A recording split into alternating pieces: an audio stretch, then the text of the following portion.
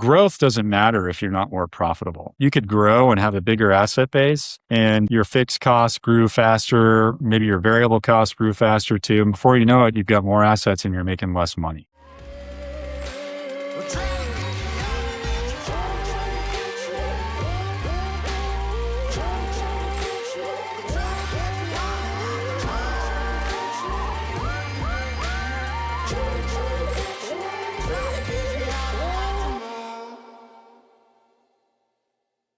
All right, you all. Hey, welcome back for what I know is going to be another very interesting conversation. When you get somebody on the opposite side of the microphone and camera for me that's as refined as this guy. We just talked about, I was like, man, you got good hair going on and I don't have. He said he's got perfect eyesight. I don't have it. So today might be the perfect yin and yang. But I'm pumped today to have on Jacob Vanderslice. What a name. He's the principal and investor relations at VanWest Partners. Jacob spent his career helping entrepreneurs, investors, and business owners navigate capital, relationships, and long-term wealth creation. Through his work in private real estate investing and investors relations, he's had a front row seat to what separates successful founders from those who struggle to gain traction. So today we'll discuss entrepreneurship, leadership, investing, risk, trust, and the lessons that come from evaluating opportunities and building relationships at a high level. Jacob, welcome to the show, and your work is cut out for you with that introduction now. That's right. We shot the breeze for a few minutes, and I'm excited for the conversation. Thanks for having us on. Yeah, man. Yeah, it's going to be great, the conversation. We're going to come out of this knowing how to make $100 million. Whether we do it or not, just pay attention, you all. And I think when I say that 100 million, whether it's a million, 10 million, 100 million, I think what's going to come from the conversation today is what we've probably learned from the losses, from the struggle, from when things didn't go well. And then all of a sudden you stick with something long enough and you develop an expertise and then you can share that with others. And so I'm pumped about where we go with this. But so you've spent years evaluating entrepreneurs. So we're here in this space on an entrepreneurial podcast, but not just entrepreneurs, and investment opportunities. So what's something that investors are actually looking for that founders rarely realize that matters? So this combination between entrepreneurship and investors.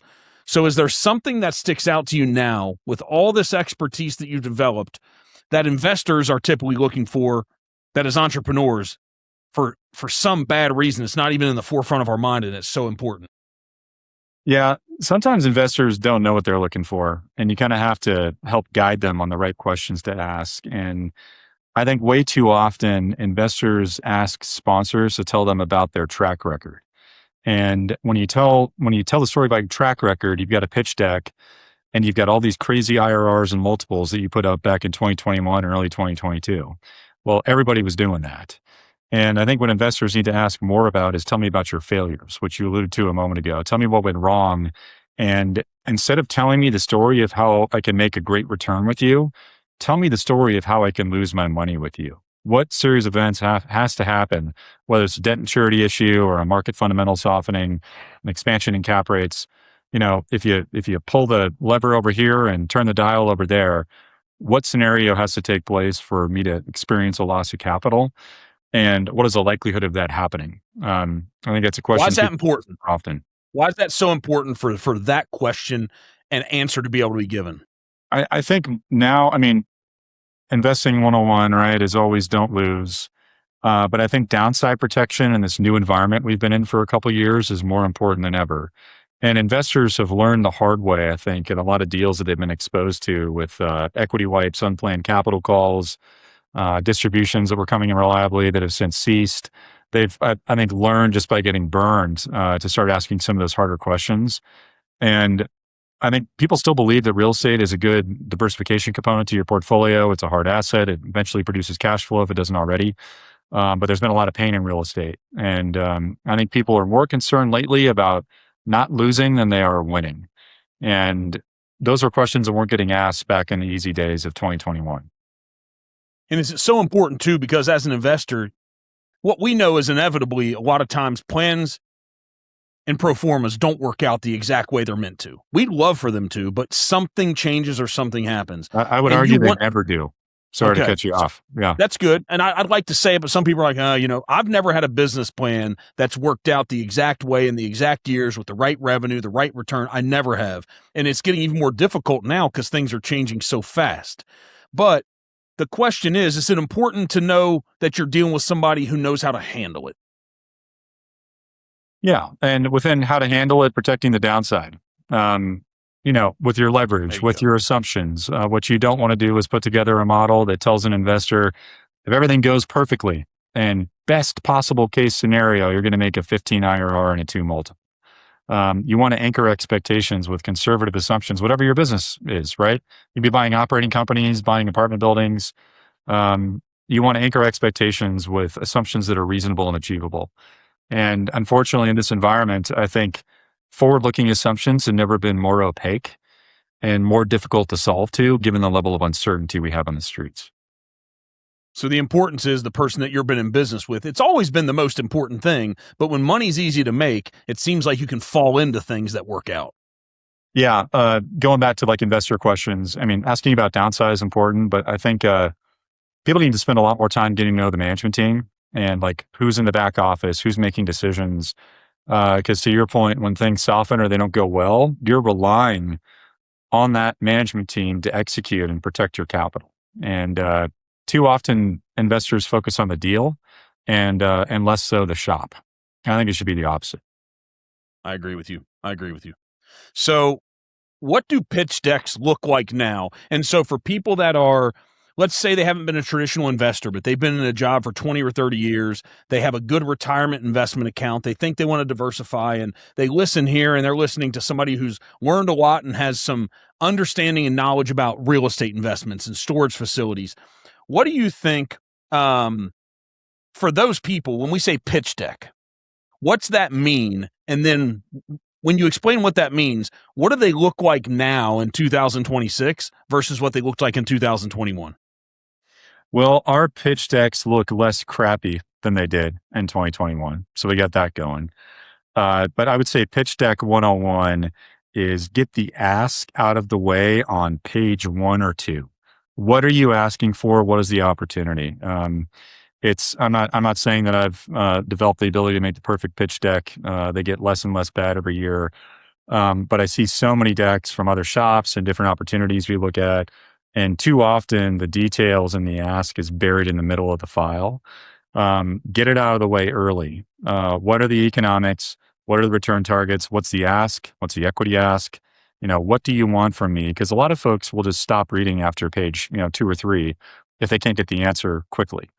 And then I think more so in this environment, we used to show just kind of a return target, right? Whatever it might be, 17 IRR, 2x multiple. In the last year or two, we've showed a variety of return scenarios, reasonable downside, base case, and upside. I think that's really helpful for investors to kind of see how you view, not necessarily a loss of capital, but if we miss our projections, the market softens a little bit. A pretty bad day means you make an 8 or a 9. A base case day, you make a 15. And if we execute better on our business plan than we expect, maybe we get some market tailwinds, we're targeting a 17. So I think reasonable downside, base, and upside scenarios is important, and getting that ask out of the way in the front page. And the pitch deck is purely just, who you are and what you want, what's the opportunity.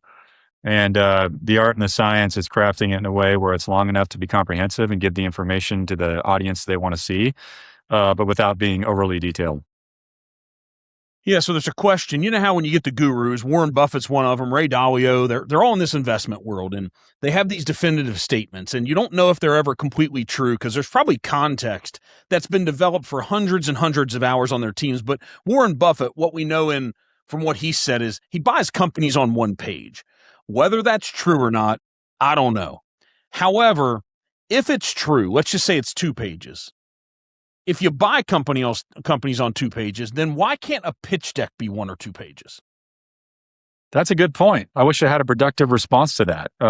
We do occasionally do 1-pagers just for like a teaser, but the full file, like they want to see, generally investors want to see like a market study. What are the supply ratios?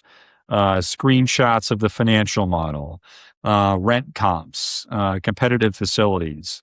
And you can't fit that all on one page. But to your point, one page, you could put the return targets, why you like it, buying it below replacement cost, conservative underwriting projections, high exit cap rates, still driving a good return. That might be enough for people to sink their teeth into and, schedule a call. Yeah, if that one page is truthful and honest, and it's a true representation on what the sponsor believes it's going to be, you could probably cut through the vast majority of the answers, because then all that should happen is, hey, if I make this happen, do you want in on the deal? And if someone would say yes, then we can dig into the details, but the details then shouldn't be a sales pitch. It just should be the explanation on what the one page was. It's informational. Yeah. So I don't know. I haven't been in too many of those environments, but me, when I invest in things, that's how I'm processing it now. I want speed. I want efficiency. Because what I'm asking myself in the documents that are before me, the person that prepared these for me, are they knowledgeable? Do they know what they're talking about? Did they alter the data? Is it true? So I'm evaluating the human in the person. Because I now can go out and find what we're doing with AI now.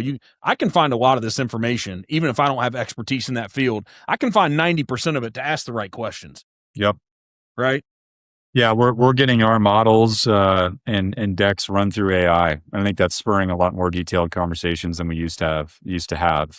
We're in a couple kind of capital raising groups, and their leadership teams have taught their investors to leverage AI to analyze PPMs and LLC agreements and financial models. And it's remarkable, the value add that's out there. And we're only just beginning to use it. Absolutely. Like from my perspective, when I'm in the position of representing a client in a real estate deal, a transaction, sometimes I look at investments I'm not involved in. A lot of times I can go out and get the information now to formulate the right questions. Right. And so I appreciate now, if I'm representing clients, that clients bring these things to me that they've garnered or learned through AI, because what I've always learned in this environment, give me the objections, give them all to me. Give me all the questions, because I know when we leave the meeting, you're going to be honest with yourself about what the objections were. And if I'm not there to overcome it, to deal with it, to address it, I'm probably going to lose the deal. So a lot of people, I hear they're frustrated that their clients are questioning them. If you're not prepared at a level of expertise that you can handle any question that comes your way, and you don't want a more informed client, you shouldn't be in the business. Agreed. And there's plenty of us out there that are like that. Yeah. So especially good these days. Yeah. So what took you in the real estate investment space from operating 1,000 fix and flips to then enter into the storage space? Tell us that progression. And I ask this because the first time I ever flipped a property, a single family residential and then some small multifamilies, I thought it was the amazing thing in the world. And I was looking at cash flow and I was evaluating the deals with my very limited perspective. But now looking back, I would never do those again.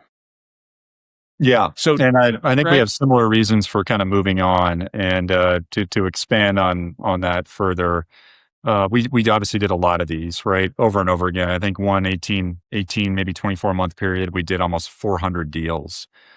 And, I'm a slow learner. And over time, we started concluding that this is a business that creates cash, but it's not necessarily creating wealth. And the reason it's not creating wealth is because it's overly transactional, right? It's an eat what you kill strategy. It's buy it, you make it better, you sell it, you pay ordinary income tax, and if you don't do it again, you don't make any money. So it's just kind of this hamster wheel of buying and selling.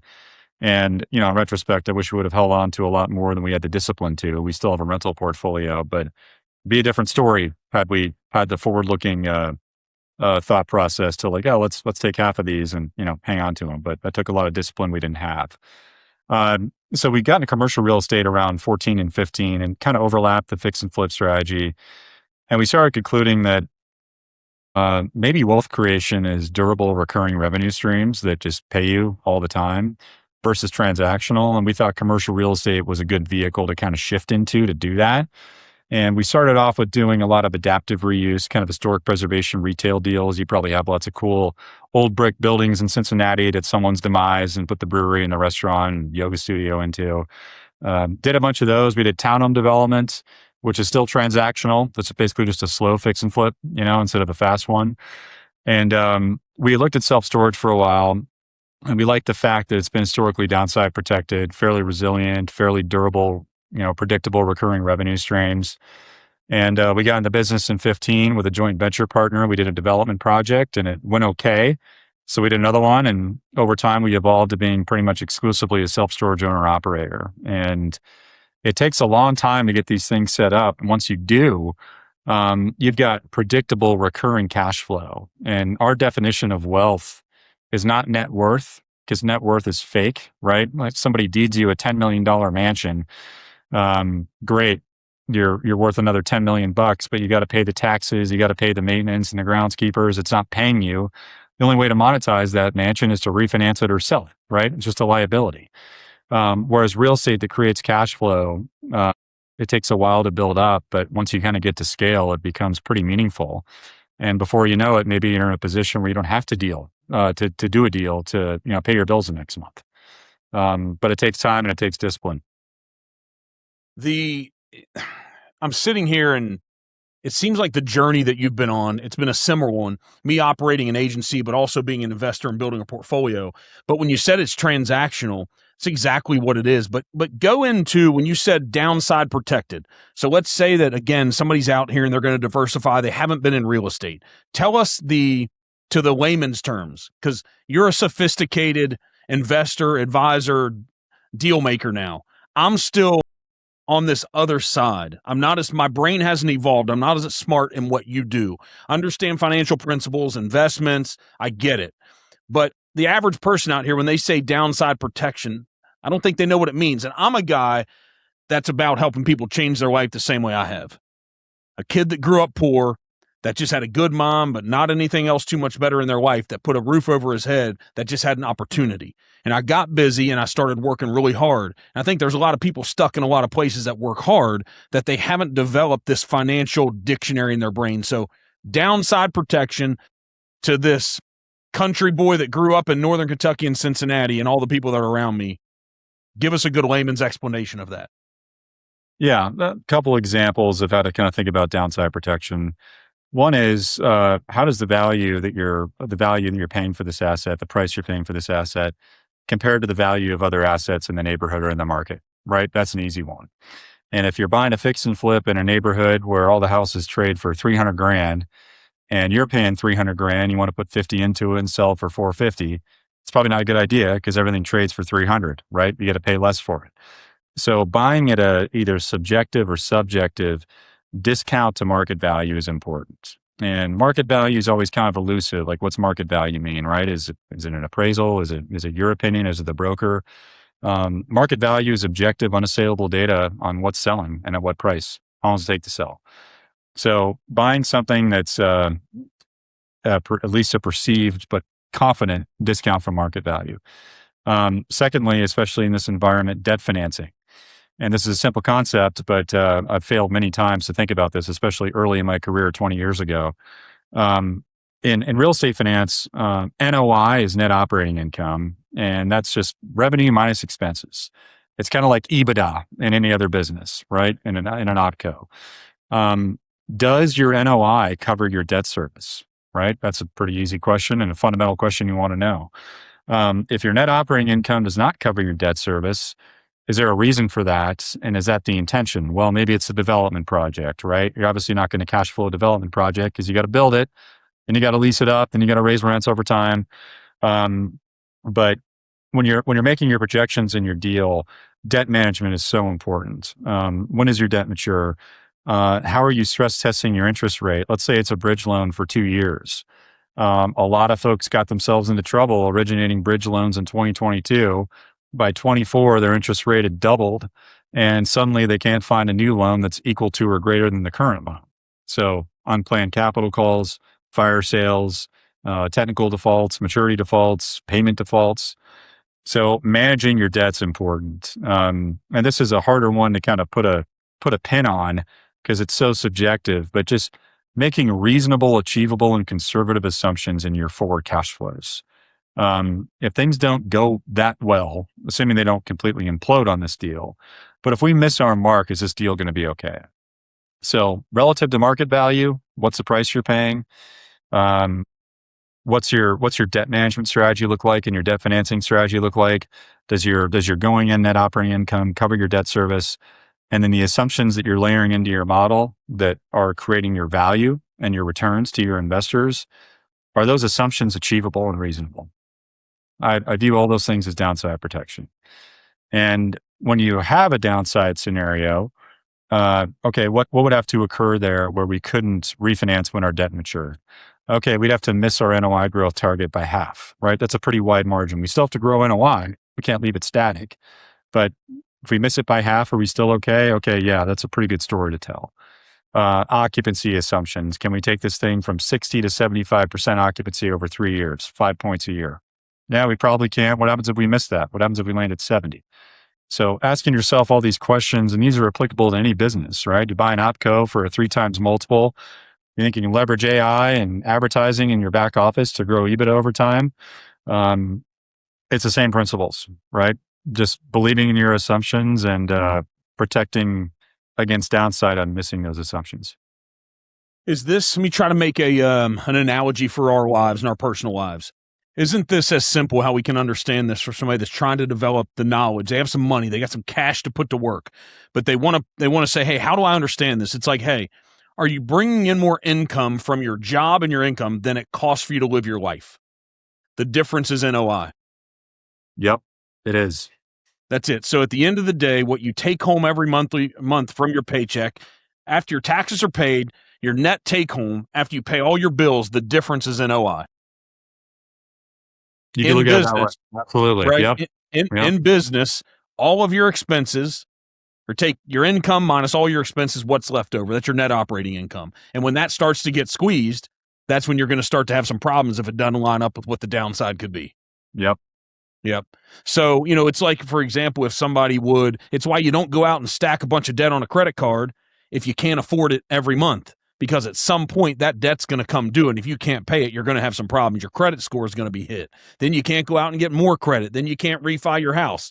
If everybody would understand that running business and investments is the same way you run your personal life, you can kind of understand it a little bit better. Yet somehow it's still fairly elusive to a lot of us. Yeah, it's fascinating. Yeah. All right. So does cash flow matter? Cash flow is all that matters. We're big cash flow investors. And I'll tell you, if you ever crash and burn, you have a deal that goes bad, it's almost always because of a cash flow issue or a timing of liquidity events issue, right? You've got a liquidity event in August. You need the cash in June. You borrow knowing that event's coming in August, and that event gets pushed out from August. Same thing with the credit card bill, right? You're going to get your bonus in March, right? I'm going to run up some credit cards over the holidays. I'll get bonused, and you get laid off, right? It's a timing of liquidity events and a cash flow issue. But every deal that we invest in, we are always targeting cash flow. And that's one of our main metrics we look at. And we speak to IRR and we speak to multiple, but I think cash flow is so much more visceral and real and quantifiable. I've had a lot of old rich folks tell me, would you rather put IRR in your pocket or cash flow in your pocket? Right. And the answer is cash flow because IRR is so abstract. The path we take to get to cash flow can vary from deal to deal. So for example, we opened up a development project here in Denver.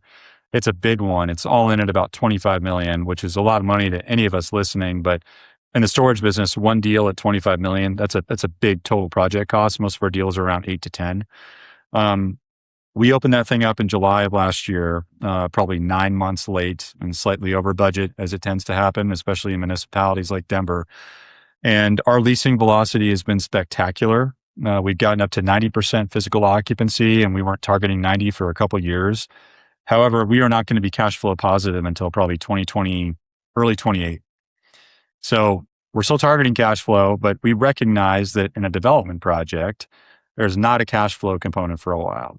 So most of that return is on the reversion or the back end or maybe a recap event. So cash flow, we live and breathe by, but we also recognize the paths to that cash flow can vary. Yeah, you have to build it and put in the work, right? Because there's not anybody out in this world that's going to sell and give away substantial cash flow for any type of a bad investment number. They're just not going to give it to you. You got to buy it, right? So you're either going to buy it and maybe somewhat overpay for a good deal, or you're going to have to build it. Exactly. Yeah. So, but at what point see, this is the part that so many people don't talk about. I guess that the really wealthy people, I don't know if they don't want to share the rules of the game so other people come in and compete with them. But what I didn't understand when I started in the real estate investment part, I thought it was cash flow because in our businesses, unless you want to put a bunch of debt and pull out equity, but I always thought it was a cash flow play. I did. But then I realized there's also this huge non-taxable event that also you can benefit from. That in your normal life, there's not many opportunities to be able to do that. The only similar opportunity, as we can get into it here, if you develop a lot of equity in your personal residence and you want to put an addition on, or you want to do a remodel, a home equity line of credit and refining or taking out a HELOC or a refi, when they give you that extra cash above and beyond what your current note is or your first mortgage, that's a non-taxable moment because it's not normal income. You're borrowing the money from a bank. And so if I borrow $100,000 against my home, I'm not paying income tax on that 100. I legit get $100,000 to go spend, right?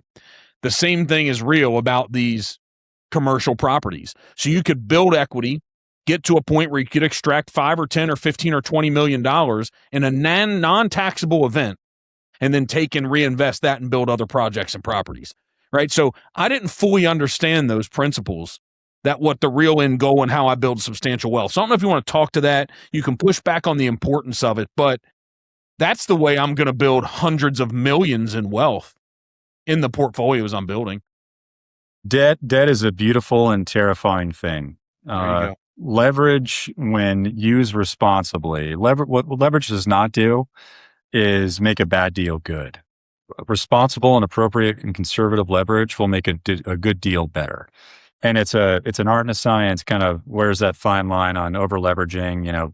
Assuming the bank will let you borrow whatever you want, which isn't the case these days. Yeah, we've done that a handful of times. And before we started recording, we did that on one of our fund vehicles. And as I often say, I'd rather be lucky than good. We bought these deals in 19 and 20, which was great timing. And we refinanced the entire portfolio in January of 22, which was right on the precipice of rising interest rates, rising bond yields, rising short-term rates. We rate locked a 10-year fixed at 4%, and we pulled half the equity out tax-free from the loan proceeds. Now, especially in this environment, the downside to doing a cash out refinance is your debt service goes up, right? Now you've got a bigger mortgage payment, you've got a bigger contingent liability, and in whole dollars, at least for the near term, your cash flow from that deal diminishes, right? If you have a $10 million deal with a $5 million loan, you're making X in cash flow on your $5 million in equity. You refinance it an $8 million loan, you get all that money tax free and go walk around and do whatever you want with it, buy something else, invest in something else. But your cash flow got materially haircutted, especially if you refinance into a higher rate. But you might have to refinance into a higher rate because your debt's going to mature. Your 4% loan's going to mature. Now you got to borrow at a 6.5 or 7. And does the property underperform at some point in the future? Then you've got issues, right? Yeah, and not to get in the weeds here too much, but just briefly, in commercial real estate finance and probably businesses too, if you get a home loan and you lose your job, your lender doesn't care as long as you make your mortgage payment, right? You can't default on your loan unless you don't make your payment. In commercial real estate, we have all kinds of things in our loan documents called loan covenants. And these loan covenants stipulate rules on what we have to do as far as a debt coverage ratio, meaning the margin between our net operating income and our debt service. We have liquidity requirements that are tested annually. There's all kinds of trips. So going back to the cash out refinance component, you better believe that property is going to produce the same or greater NOI for the foreseeable future because you've just exponentially increased your risk of going into technical default, even if you're still making your payment. You drop from a 125 coverage ratio to a 110, you send your lender your financials, and they call you up and say, gosh, looks like you're going to have to wire in $1 million to right size your loan to get to the proper coverage ratio. But again, when used responsibly, debt can be a beautiful thing, but it's also what's gotten a lot of folks in trouble the last couple of years. A lot of the horror stories I hear on deals gone awry, underperformed, capital calls, whatever, most of them are debt maturity related. Our debt's coming due. We can't refinance into the same loan amount, and now we got a problem. So like with anything, you got to be careful. Yeah. And there comes the expertise of the people running the funds, the partnership, right? The brains behind the operation. And that's probably why it's tough to be a part-time investor in these deals if you're the one that's running the funds, because there's things moving on a daily basis that impact these transactions and they impact these properties. Yeah, I mean, we have 21,000 units, almost 21,000 units, like 20,550 something. And I guarantee you right now, someone's breaking into a unit, someone's cooking meth, someone's backing their U-Haul into our $30,000 gate system. Something bad is happening.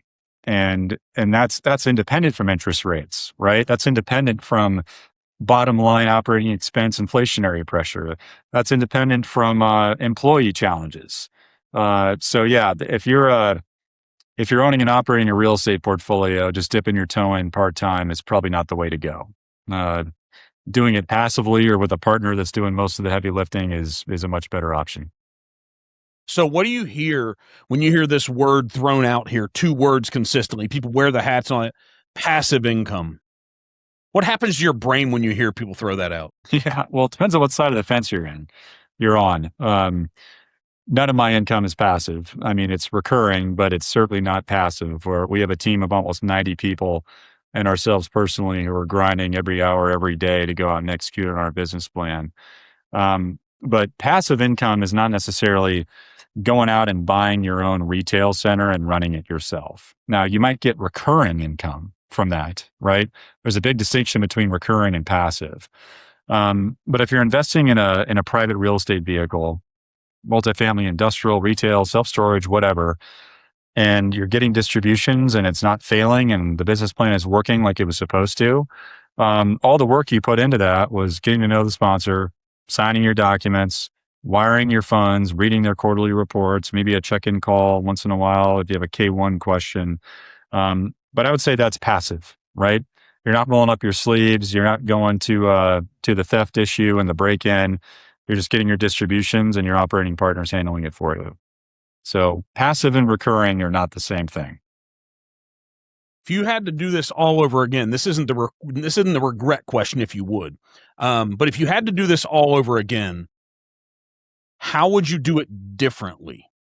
Knowing what you know about needing to build capital, being able to roll into equity, how would you do it differently than you did it from doing the fix and flips all the way to the evolution now of 21,000 storage units and the 90 employees?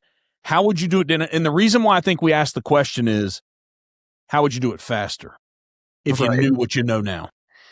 Yeah, well, differently is easier to answer than how I do it faster. But I mean, I'll speak to the faster component, but differently. And this is much more like many things, easier said than done, but I would never sell anything. Just wouldn't sell.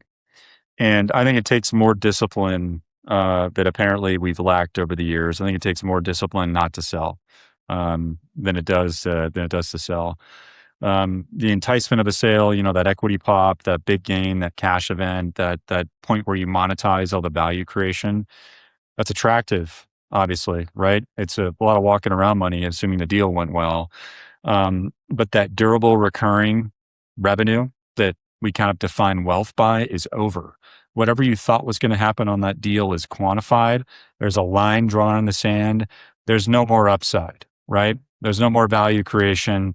There's no more durable recurring revenue, and you got a big tax bill unless you 1031. So having the discipline to strap in and hold for longer. I mean, there's a time and a place to sell when we do sell and we intend to sell our deals once they're appropriate to sell.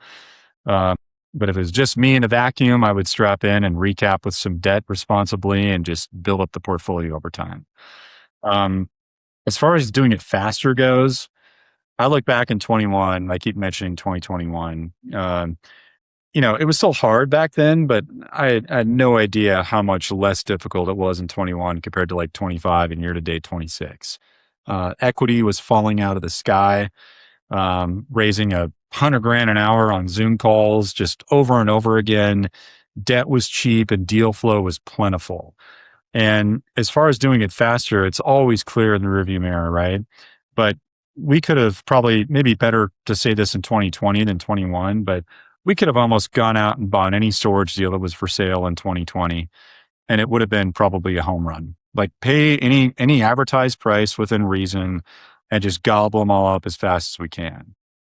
Because the equity growth that now, in retrospect, we have. Yeah. And we've had some softening in the industry, like in a lot of real estate asset classes, the last couple of years. But yeah, if you just had a pulse and you bought something back then, you're an American hero, some years later. But speaking of speed, it's worth talking about size, and especially being an entrepreneur and an entrepreneurial podcast, you'll certainly agree that bigger is not always better, right? How do we get bigger? How do we get to, we're at about 300 million and change in AUM? How do we get to 500 million? Well, growth doesn't matter if you're not more profitable, right? You could grow and have a bigger asset base, and your fixed costs grew faster. Maybe your variable costs grew faster too. And before you know it, you've got more assets and you're making less money. So we've learned the hard way. I can tell you what not to do. I can't tell you what to do, but I can tell you a lot of don't do this, don't do that. But growth and some AUM target is in our view, not necessarily a good way to kind of hang your hat on. Responsible growth, profitable growth. And maybe it makes sense to get smaller and more profitable versus bigger and less profitable. But should have bought more back in the day and should have held on to more than we have. We still have a good size asset base, but a lot of the deals we've round tripped in 20 years would be worth a lot more today than they were when we sold them. Do you think that focused discipline will be the truth over the longevity of your career from here on out? Do you think you should hold true to those things that you can see in the rearview mirror and look through the windshield and do the same thing and it'll be true? Yeah, we're trying to. I think about '08 almost every day, what that was like going through that environment, just the failure, the implosion, the reduction in values. And I'm not saying that we're on the precipice of another '08 situation. Who knows? But how are we positioning ourselves to protect against that happening and not losing and not failing? But as far as what drives us now, we are disciplined when we sell. It's got to be the right reason and the right price. We have to show a round trip. We can't just raise money and say you're going to be in this deal forever. Welcome to the show. But we're a lot more disciplined on what we buy. And I feel like we've always been disciplined there. But the last couple of years, just given how touch and go and uncertain everything is, it's a good time to be hyper selective with deploying capital. And if a deal doesn't tell the story you want it to, it's not something we're interested in. We looked at 900 deals in 2025. We financially modeled probably 200, 250 of them, like full Excel model. And we bought one, and that was in February. So the last time we closed on an acquisition was February of 25. We have a couple in the pipeline, but I can't remember a period in my real estate career that's even close to that long where we haven't bought something. And maybe maybe we're not good at finding deals, but I think it's also a testament to just how uncertain the environment is and how tight deal flow is.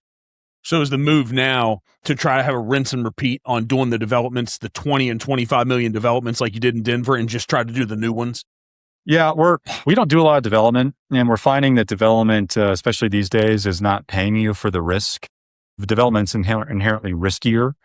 And from a return perspective, the return is not incrementally higher enough than the return might be on buying an existing facility that's already there and it's 80% occupied. You just got to raise the rents and lease up some units. So we've got 2 deals in the pipeline right now. One's a conversion project in Milwaukee. It's a market we've done a lot in, and that's an industrial to self-storage conversion. It's almost like development, except we're not building a new building. We're just taking the existing one and, retrofitting it. Path to cash flow is a while on that one. And we have another value add deal in Southeast Georgia in a market we've already kind of been in for a while that's sort of in the pipeline. We'll see if the guy signs the contract, and that's just more of an economic lift than a capital improvement lift. So we're looking for deals. We're putting LOIs out there. We're underwriting them. We're just not seeing much that meets our risk-adjusted return requirements.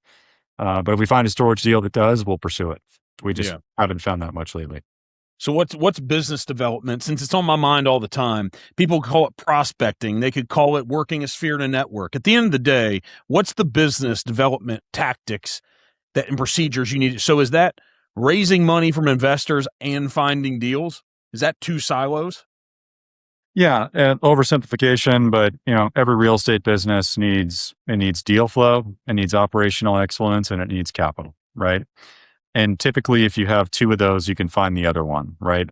But in our history, the capital and the deal flow have never really been in balance, right? It's either too many deals and not enough money, or not enough deals and too much money, right? They're never like perfectly in sync. So on the business development question, we sell our product to two different kind of customer avatars. One, because we self-manage our entire portfolio. We have a property management company that's a VanWest affiliate. It only manages what we own. So we sell our storage units to self-storage customers, right? That's one customer.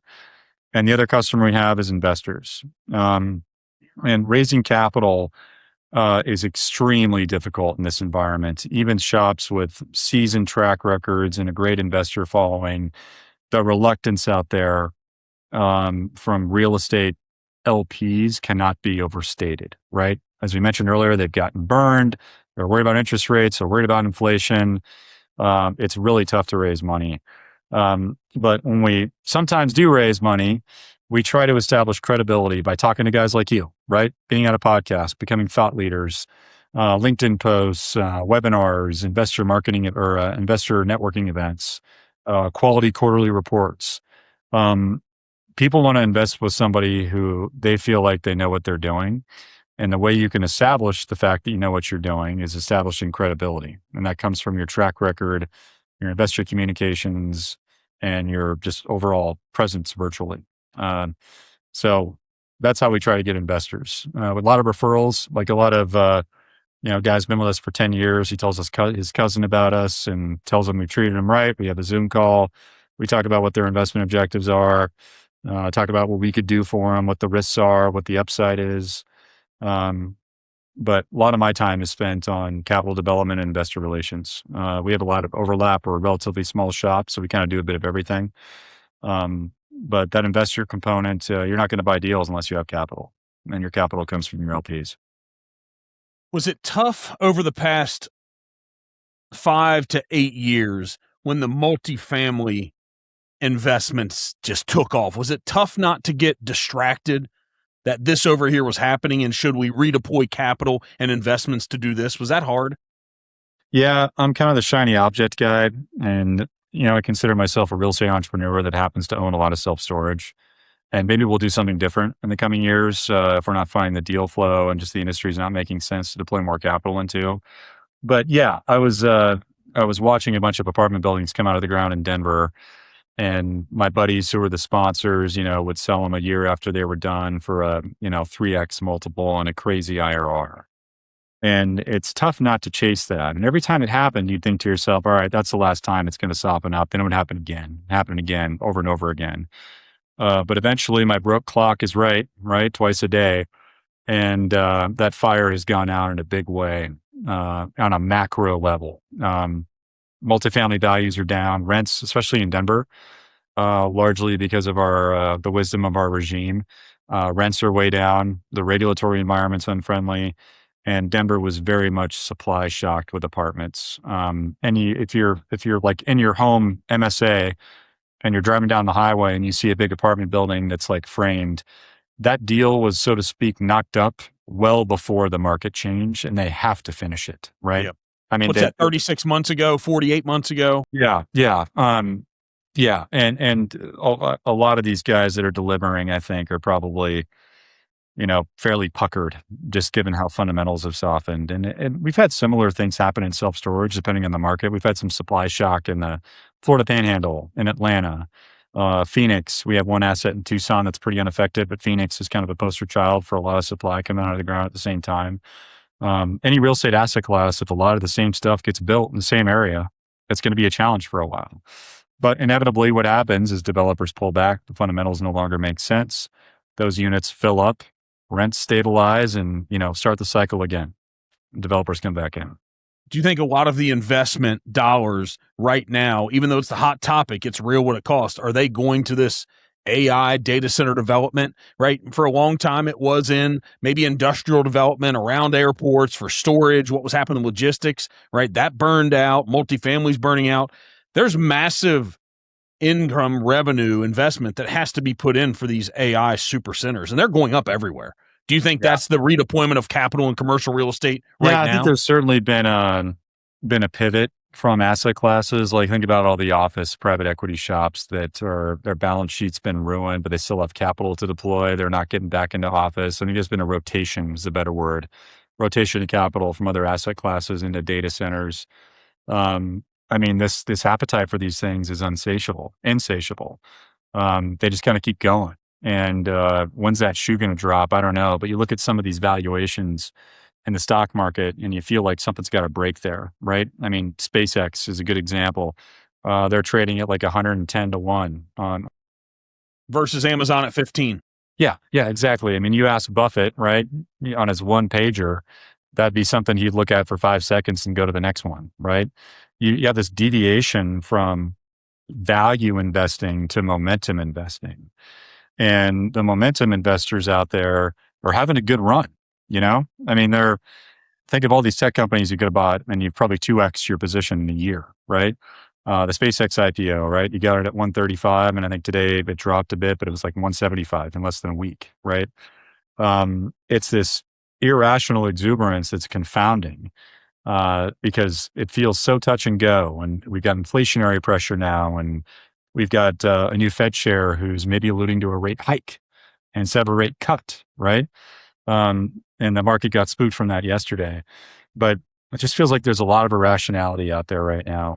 It's a good time to just refocus on value versus momentum. And I think real estate, when done properly, is a good vehicle for that. Yeah. We didn't touch on depreciation today. I don't know how much you want to get into it, but it's a real value to these real estate deals. Yeah, it's for those of you who maybe aren't real estate exposed or maybe haven't invested in a private vehicle, one of the many benefits of real estate is it generates a passive loss through depreciation. And if you have membership interest in a syndication or a fund, let's say you're getting the equivalent of a 7% cash on cash return. Well, that passive loss on your K1, because you're a member of the LLC, that passive loss may largely or more than wash out your taxable income from that recurring revenue. So that's a nice thing about real estate is you can generate tax losses while still being positive cash flow. And then if you bonus depreciate, which means you take certain segments of the building and you depreciate them on a faster schedule, you can turbocharge your first year of passive losses. Now, we keep talking about downside. The downside to all this is some point in the future, that's get recaptured, right? Unless you 1031 into something else, you're going to have all that bonus or standard depreciation get recaptured in tax. And obviously your long-term cap gain from your tax basis is going to get taxed too. But if you refinance your equity back out, you never sell it and you die out of it, you don't have to worry about it. But depreciation is definitely something that we've enjoyed for many years. Well, he just brought mortality into the conversation, guys. Right. We we knew we'd bring this full circle somehow. What makes you excited about doing this? Right? Because it's tough right now. We all go through these tough seasons. It's like, man, this is not fun. I can't work this the way I want to work it. Right? It feels like a job at some point. What still makes you excited? Candidly, it's hard to find excitement lately. It really is. I mean, we're lucky that our portfolio has performed fairly well relative to what's happening out there. Don't have any major debt maturity issues, no major cash flow issues.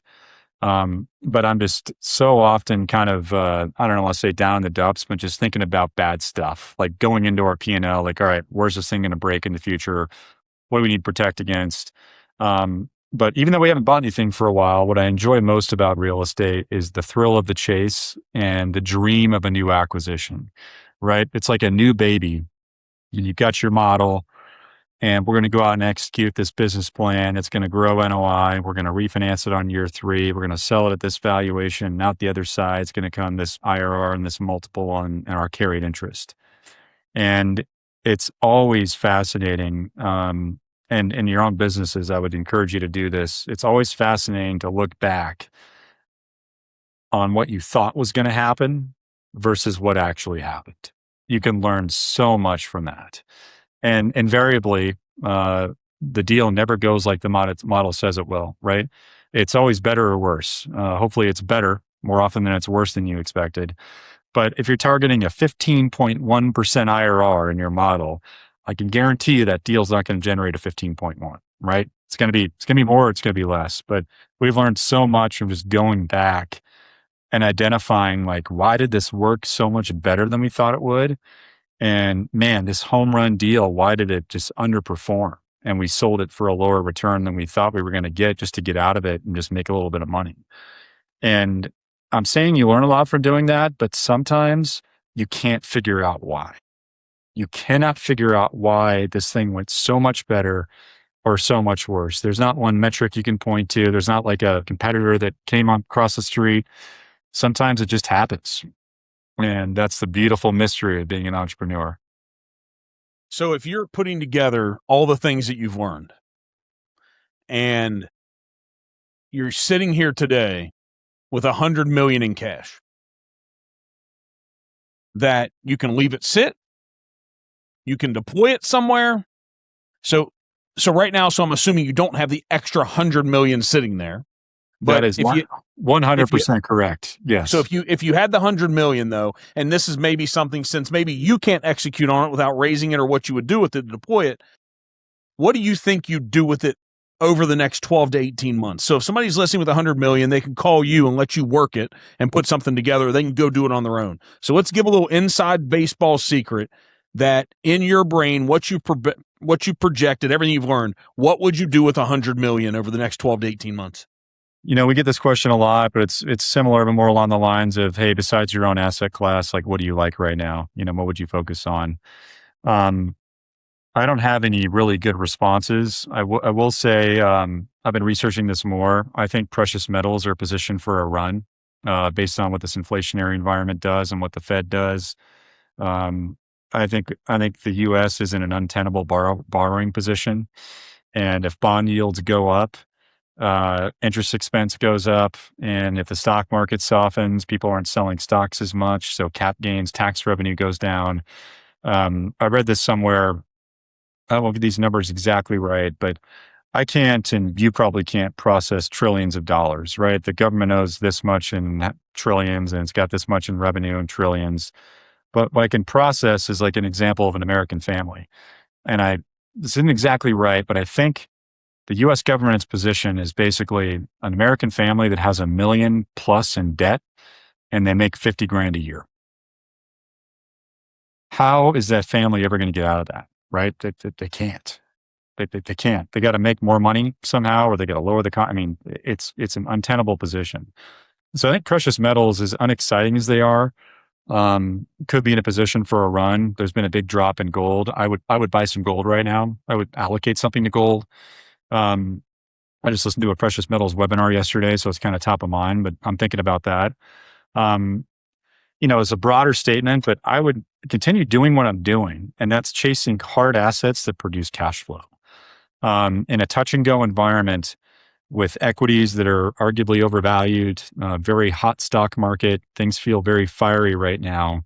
Hard assets, when underwritten responsibly and financed responsibly, offer really good downside protection, especially if inflation is going to be around for a while. So yeah, buy hard assets. And I would say within hard assets, beyond real estate, gold, it's a hard asset, right? Touch and feel it and put it in your safe. I don't understand it any more than I think it could be going on a run pretty soon. Yeah. But I think the underlying message here is own things. Assets. The old rich guys I've met over the years, how'd you do it? And the answer is they accumulated an asset base. That's how they did it. And that's why the wealthy are so much wealthier. They started last year with a big denominator. Everything's gone up, and now they're exponentially more wealthy than they were. But you can't create that wealth if you don't start with a denominator. And that denominator needs to be an asset base. There you go. So if you had to project, we're all talking about, the federal debt, which you just touched on. And I think if people didn't understand it, we'll go there one more time. The federal debt is the metaphor for a single family home. If you're making $50,000 or single family, if you're making $50,000 a year and that person also has $1 million in debt, how do you ever get out of it? Yeah. What do you think? Because we're forward looking based upon how we're investing. What do we think is going to happen? What's the best place to deploy capital? When do you think it breaks? Because smart people have to know, they're just not telling us because they're trying to put Band-Aids on it so long. Does it break when the world finally says, We don't believe you anymore. That might already be happening, right? Look at the amount of foreign entities that own U.S. Treasuries and how much they're shedding those. Central banks are accumulating a lot of gold lately. The market's behaving like there's some sort of calamity coming. And I'm always wrong. I got a 50-50 on forward-looking statements, and every freaking time I thought we used to say like in 24, rates were up, it was harder, like survive to 25, right? 25 is going to be the year of moderation.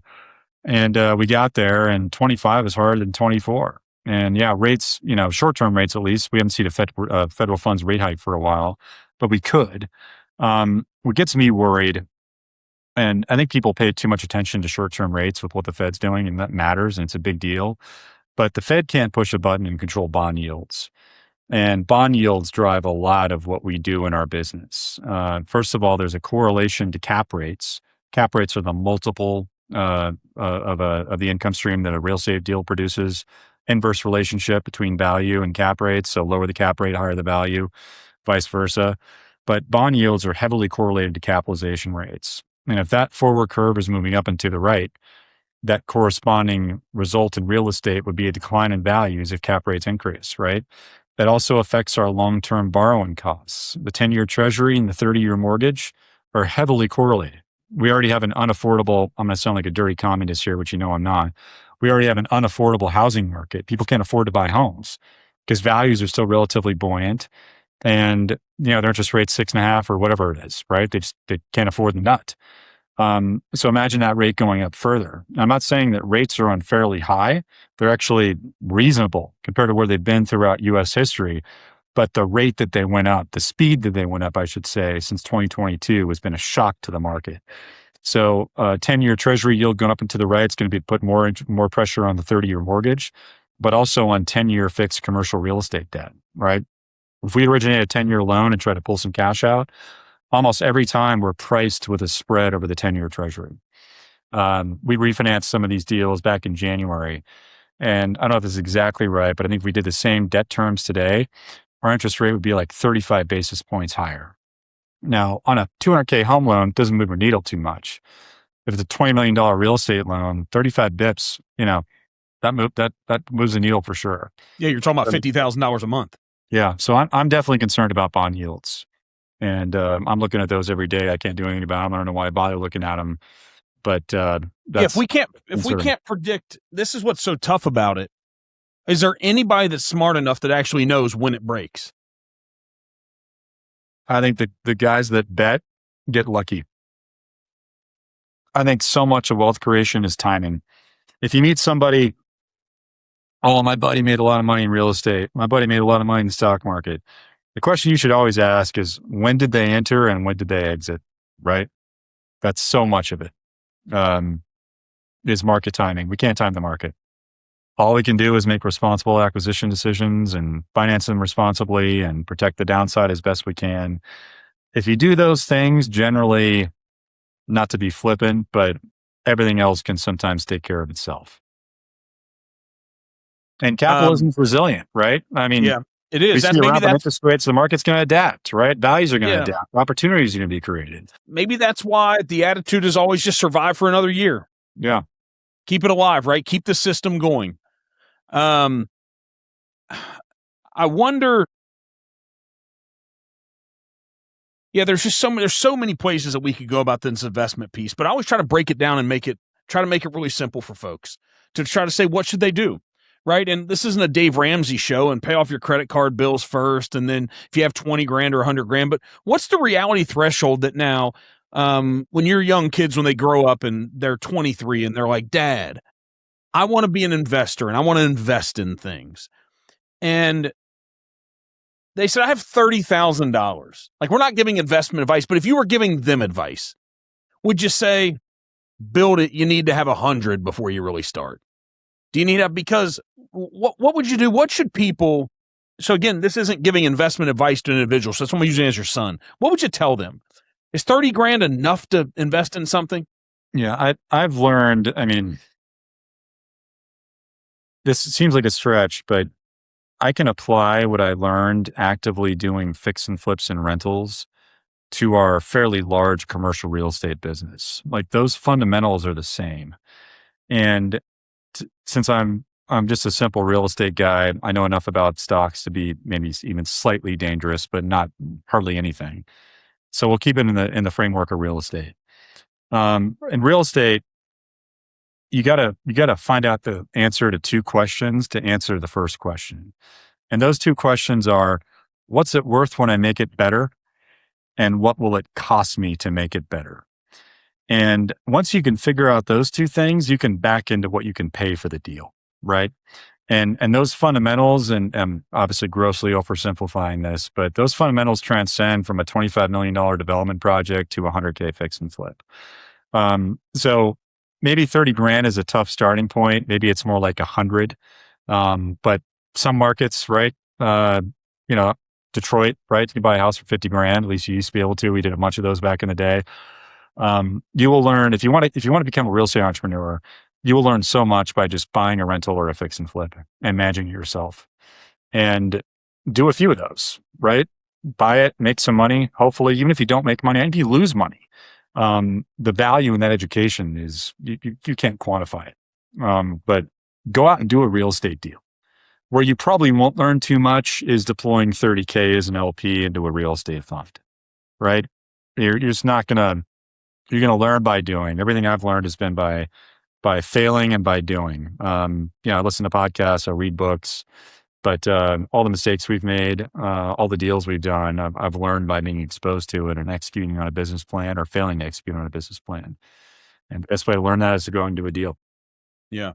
So that was going to be where I was going to wrap up, and this is probably a good place. Is have you learned the most through your own experiences, or is there sometime somebody has this person that they learned from, like a mentor, a manager. Sometimes it's a relative.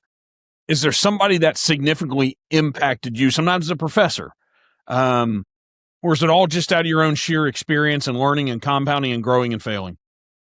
Yeah, there's been a few, to a degree, mentors along the way. We did this JV doing fix and flips with an ultra high net worth, private single family office. And this guy, classic story, came to Denver in the 70s with $5 in his pocket and half a tank of gas, and today he's a billionaire. Just being alongside him and seeing how he thought, I wouldn't say that we learned anything specifically tactical. It was more just philosophical, right? Take risks. If you see a new opportunity that could make sense, don't not do that because it's out of your lane. Like if you're a self-storage guy and you see a great apartment deal, I'm not an apartment guy, I'm not going to do it. He built his wealth in real estate, oil and gas, railroads, industrial. Just being exposed to the dreamy way that he thinks, and like I can never be stopped, and it's never, there's never a deal too big to pull off. Like he sent us to go meet with the government back when the foreclosure crisis was happening. And we had a meeting with a congressman and like some FHA guy. And he wanted us to offer to buy all of their government owned homes, all of them. He's like, you go there, you cut a deal, you buy them all. We'll find a way. And that big thinking, I'm still trying to get there and think that big. So I've been just so beat up with the market the last couple of years. It's hard to kind of have that dreamy, big vision still. But that definitely resonated. And we try to apply that in our business as much as we can. Boy, that's a true real world example of you're an average of the 5 people you spend time around. Right. Yeah. You put yourself around thinkers like that versus an average mind that feels limited the way that a lot of people are trying to break out of. Yeah. It's going to roll downhill. You're going to start to become some of that. If it was just me, I would have gone to that meeting like, oh, can we buy 100 houses from you? I never would have dreamt to even think to ask them, can we buy them all? Right. And when they said, no, you can't, a guy like him doesn't even care. It's just on to the next one immediately. Yeah. And we knew that was going to be the answer, obviously, but you never know. Right. Yep. You never know. What do you think? That's a resilient mind. What are some of the other things you garnered from him? I'm assuming that resilience came from way more failure than successes. The same thing that we talk about, right? Yep. So he had a right-hand guy been with him for 30 years, and this right-hand guy, I think, really created a lot of the wealth for that company. And his right-hand guy would tell us, we were trying to pitch him to do like a development project, and he would tell us repeatedly, if you become a developer, you will go bankrupt someday. You will go bankrupt. He would tell us over and over again. And here we are. We're not primarily a developer, but we've done a fair amount of development. And every time we've broken ground in a project, I think about those words. It's not enough to make me not do it. It's kind of the opposite, right? Like dream big, go big, but it's kind of, it's kind of protector guy that's watching the numbers. I think about a lot of his soothsaying over the years. Like, don't do that because of this. We had this project fail over here. Don't keep your operating account at the same bank you're borrowing for, because the day you default, they can suck all your money out. Little tidbits like that, we've carried with us. Whether we apply them all the time remains to be seen. But if you're writing a chapter in the book, and we'll wrap this up on this so we can both get rolling, and I appreciate the time you spent with us. If you could write a chapter in the book of all the advice that you would give people, who do you have to become?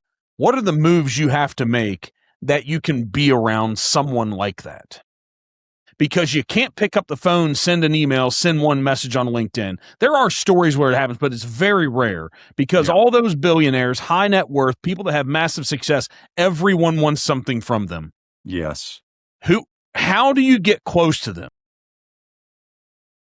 Man, that's a tough one to answer. We have gotten close to we've done joint ventures with high net worth family offices, institutional partners. And it's always been a word of mouth or introduction, right? It's always been, what you're not going to do probably is go in there cold and get a meeting. That just almost never happens. But you probably know somebody who knows someone like that, and they have some kind of maybe their cousin works there, or, maybe it's their uncle.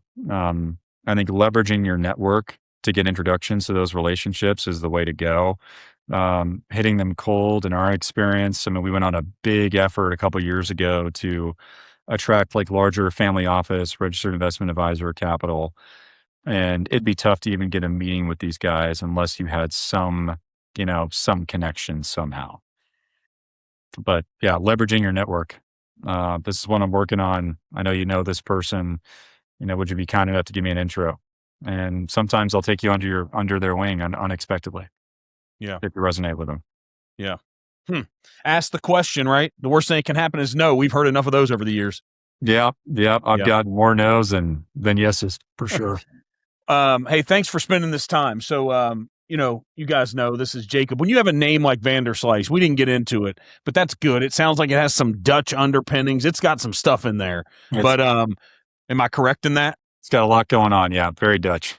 Yeah. Yep. From VanWest Partners. Thanks for spending the time. And what did we miss? What did we miss? A way they can, engage with you all and see what you're doing, a YouTube Yeah, page. we always love to talk shop. If you got a cool deal, we'd love to hear about it. You can email me, jacob@vanwestpartners.com. Go to our website, vanwestpartners.com, or hit me on LinkedIn, Jacob Vanderslice. And you will talk to anyone about anything. It might not last long, the conversation, but you'll entertain anything. Absolutely. Yeah. Yeah, bring us your craziest deals and we'll take a look. All right, man. I appreciate the time. Thanks for coming on and sharing with us. Mark, had a blast. Love the energy. Thanks for having us on.